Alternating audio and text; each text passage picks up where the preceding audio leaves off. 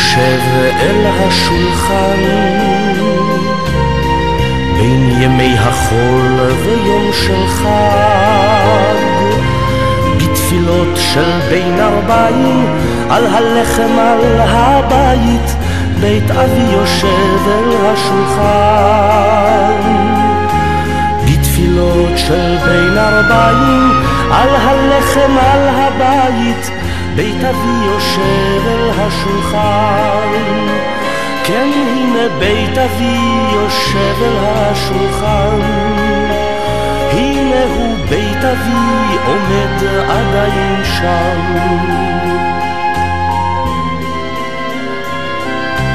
ואבי עומד עדיין שם, אך ללא בניו ובלי יורשיו. ואני זוכר עדיין ריח תבלינים בקיץ, בית אבי עומד עדיין שם. ואני זוכר עדיין ריח תבלינים בקיץ, בית אבי עומד עדיין שם.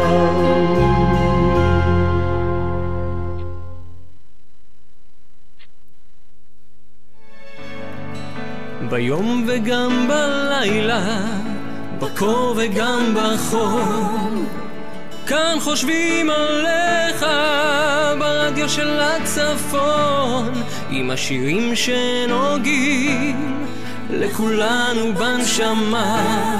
זה הרדיו שמנגן כל היממה, אז תקליק ותתחבר לרדיו עפולה.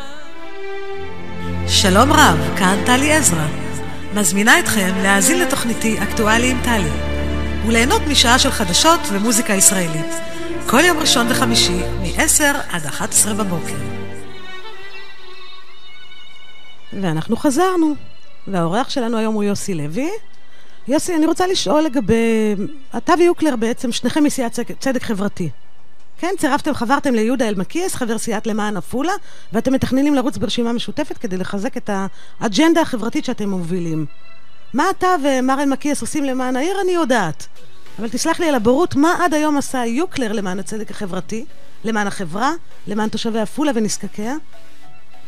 יוקלר הוא אחד מהאנשים שהרבה אנשים לא יודעים עליו, שהוא עוזר מאחורי הקלעים בהרבה תחומים. אני רוצה להגיד לך שגם בכדורגל... חוץ מכסף, אני שואלת בכלל ממשית מה הוא עוזר. אם אין קמח אין תורה. את צריכה גם אנשים כאלה. חוץ מזה, תשמעי, יוקלר, לידיעתך ולדעת ציבור רחב מאוד, מעורב כמעט בכל הוועדות. יוקלר מעורב בקבוצת הכדורגל, בקבוצת הכדורסל מעורב בבית הספר למוזיקה, מעורב בנושא של תחום המלגות לסטודנטים, מעורב בתחום הנושא של הכנת התקציב לעירייה, מעורב בנושא של פעילות חגיגות ואירועים בעיר. יוקלר יש לו בעיה של יחצנות, שהוא לא מייחצן אולי כמו יוסי או כמו אבי אלקבץ את הדברים שהוא עושה, אבל יוקלר עושה הרבה דברים. אני מבינה שאתם שואפים לצרף לרשימה אנשים נוספים, ואפילו כבר יש כמה חברי מועצה ואישים מוכרים בעפולה, שעימם אתם מנהלים מגעים. מי הם אגב אותם אנשים? קודם כל אני חייב להגיד משהו על השלישייה הזו, כי השלישייה הזו נכון שכתוב בעיתון, אבל זה עדיין לא סופי, כי יש כל מיני ויכוחים על דרך, על מיקום ברשימה. בתוך השלישייה עצמה. ובמרץ התקיים סקר עמוק מאוד, ולאחר הסקר תדורג גם הרשימה. אוקיי, ואחרי שתדורג הרשימה, אני מניחה שאתם רוצים עוד אנשים שיצטרפו אליכם כמובן. יש לנו משא ומתן עם עוד 2 חברי מועצה, חברת מועצה אחת. מי? שמה? יש רק חברת מועצה אחת, תנחשי לבד. הנה, אתה רואה, אני אפילו לא יודעת. בוא, תאיר את יש עינינו. את טלי אליהו, שהיא חברת מועצה אחת. טלי זה כבר טוב. ויש את עוד חבר מועצה שאני לא יכול לציין את שמו, כי הוא עדיין מקושר בקואליציה, שהוא במשא ומתן איתנו. יש חבר מועצה נוסף. שם פרטי רק. לא. יש חבר מועצה נוסף שהיה בעבר הרבה בתחום של הספורט, דני אסולין, שהוא אמור להצטרף.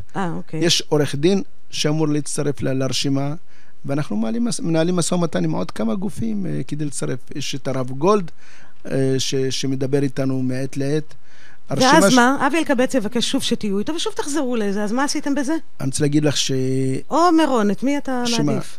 אני אומר לך, אני לא מצחיק ויהיה יומרני מדי ולא מקצועי ולא פוליטי להגיד עכשיו מה עושים. מה תעשה העשייה הזו לקראת הבחירות הבאות. אנחנו נעבור קודם כל את הבחירות לכנסת, ואחרי הבחירות לכנסת אמרת לך יהיה סקר, אחרי הסקר נשב ונדבר, וכל האופציות פתוחות. אז זאת אומרת, אבל אני אומרת דרך אגב, אנחנו עושים גם סקר לרשות העיר. כן. הסקר יכלול גם מידת ההצלחה של רשות העיר, של אישים בתוך השלישייה הזו. באמת? כן. יש איזושהי כוונה להגיש מועמדות לרשות העיר? כל האופציות פתוחות. יפה. עכשיו, אתה עושה רושם כי אלקבץ, עד שאלקבץ לא הורה ליוקלר לפרק את החריגות שנעשו בבנייה שבנה ללא אישורים, לא שמענו איזשהם טענות מצדו של יוקלר על תפקודו של ראש העיר. למען האמת, אם אני לא טועה, עדיין בקואליציה גם. כן, אני חייב להגיד גם משהו לגבי הנושא של יוקלר, הוא הצדיק הגדול ביותר במדינת ישראל. בעיריית עפולה לא הוצא מעולם צו הריסה שיושם. צו הריסה הראשון שיושם, זה יושם אצל ראובן יוקלר. יוקלר היה ראשון בעפולה, ואני כמדומני אולי גם במדינת ישראל. לא הבנתי מה אתה אומר פה. לא היו חריגות או כן היו חריגות? כן, היו חריגות. היו חריגות, אבל הוא הרס כשיש בעיר, נכון להיום, יש חריגות לא פחות גדולות מאשר יוקלר, ולאותם אנשים עשו לגיטימציה, יש דבר כזה שנקרא לגיטימציה בוועדה לבניין הערים, להם עשו לגיטימציה. הצדיק היחידי, ואני אומר לך צדיק, ואני לא אומר את זה סתם, זה ראובן יוקלר, ששילם מחיר כבד מאוד, של מאות אלפי שקלים, בנושא של ההרס של המבנים שלו. זה לא בצדק? אני לא אומר שלא בצדק, יכול להיות שבצדק, אבל יכלו גם לבוא לקראתו, בנושא של לגיטימציה, כי תאמיני לי, ואני אומר לך את זה, ואני אומר את זה ברדיו. יוקלר לא עשה על דעתו כלום. אוקיי. הדברים נעשו, דובר עם אנשים. הדברים נעשו, לא התקבלו אישורים, בינתיים נעשו ונעשו. כשהגיע הזמן והבין שיש חריגות, ביקשו להרוס. נכון, אני חושב. לגיטימי ביותר לדעתי. יש לנו ויכוח לגבי הלגיטימיות. אוקיי. אנחנו דיברנו קודם על איציק מירון, ובזמן שאיציק מירון היה ראש עיריית עפולה, אתה היית שם בתפקיד עם 3 מנדטים, נכון? אני לא טועה. אם אני לא טועה, מירון בעצם פיטר אותך, לאחר שהיית משהו כמו 1.5-2 בתפקיד. מירון פיטר אותי, ולא בצדק, הייתי החוליה שהוא הכי חלשה שם, שיכול להיפטר ממנה באותו זמן, למרות שמירון, כולם אומרים שיש לו הבטחות וזה, הוא הבטיח, הוא אמר לי, תקרא את השפתיים שלי, אתה סגן ראש העיר אצלי 5 שנים. אני אספר לך משהו שהוא סיפור אישי מאוד. הרבה באים אליי, גם בתקופה הזו, גם בקדנציה הקודמת, גם שמירון רץ מול אלקבץ, ומירון חיזר אחריי, הוא והאנשים שלו, ואני אספר לך סיפור, שלמעשה ממצא את כל היחסים שלי עם מירון. אני באתי למירון, כשידעתי כבר שעומדים לפטר אותי, וכבר הייתי בעירייה, ואני הולך לצאת החוצה לגמרי, להישאר בלי העבודה, בגיל לא צעיר. הכנסתי לאיציק מירון ואמרתי לו, איציק, יש לי תינוק בן 3 חודשים, יש לי בקשה אליך. אל תפטר אותי עכשיו, תן לי עוד שנה, עוד חצי שנה להתארגן. רגע, למה בעצם הוא רצה לפטר אותך? רצה קיצוצים, לא הסתדר איתי, אני אגיד לכם למה הוא קיצץ, אותו סיפור. רצו לפטר 120 עובדי ניקיון בעיריית עפולה, להעביר אותם לחברת כוח אדם. מירון אמר לי במילים האלה, מה אכפת לך בעוד חודש, אף אחד לא יזכור את זה. אמרתי לו, תקשיב טוב, אני, כדי להסתתר מאחורי ארגז ירקות, ומאחורי עגלת פירות, ומאחורי עגלת מוצרים באיזה סופר, כי איזה מישהו עובר שם, שפיטרו אותי בגללי, אני לא מוכן. אתה בעצם אומר לנו ששני ראשי ערים שהיו לנו, לא מעניין אותם עניין הרווחה בעיר נכון, בכלל. אז אני באתי למירון, ומירון החליט, מאחר ואני לא הולך אותו בקו ישר אחד, אני מתנגד לפיטורי עובדים, מירון החליט שהוא לא רוצה אחד כזה בקואליציה, הוא רצה קואליציה מאוד מאוד ממושמעת, ולמעשה הוא הראה לי את הדרך החוצה. ואני מספר את הסיפור הזה, כל אחד שבא אליי, אני אומר לו, אני מספר את הסיפור, ותגיד לי משהו. כשראש העיר אומר לך, שאתה סגן ראש העיר אצלו ל5 שנים, אחר כך אתה בא אליו, אתה אומר, תן לי עוד צ'אנס של לא צ'אנס, תן לי חצי שנה להתארגן בחוץ, כי יש לי תינוק בן 3 חודשים, הרגע גם עברתי דירה, קצת קשה, וראש העיר אומר לך, בשפה אחת, לא, ממש לא, ואת זה אני זוכר לאיציק מירון. עכשיו יחד עם זאת, אני לא... יחד עם זאת, אם הוא יבוא מחר ויבקש ממך להצטרף אליו לקואליציה, אתה תצטרף ברצון, לדעתי גם תשכח את ה... אני עוד פעם אומר לך, בפוליטיקה אין דבר כזה לא.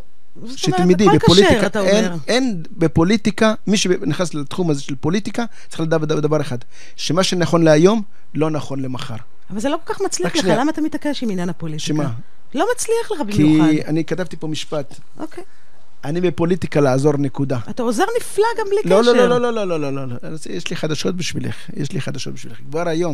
כבר היום, שאני לא בקואליציה ואני לא חבר של ראש העיר, כבר היום, כן.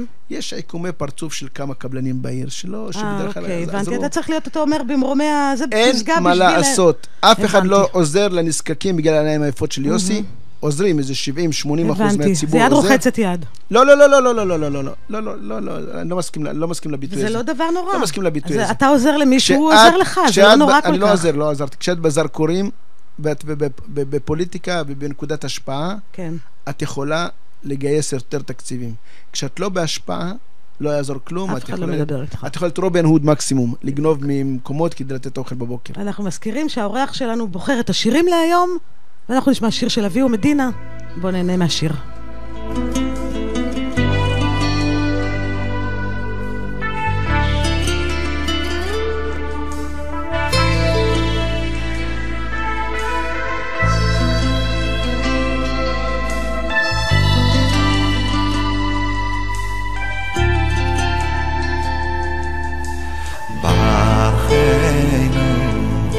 השם אלוקינו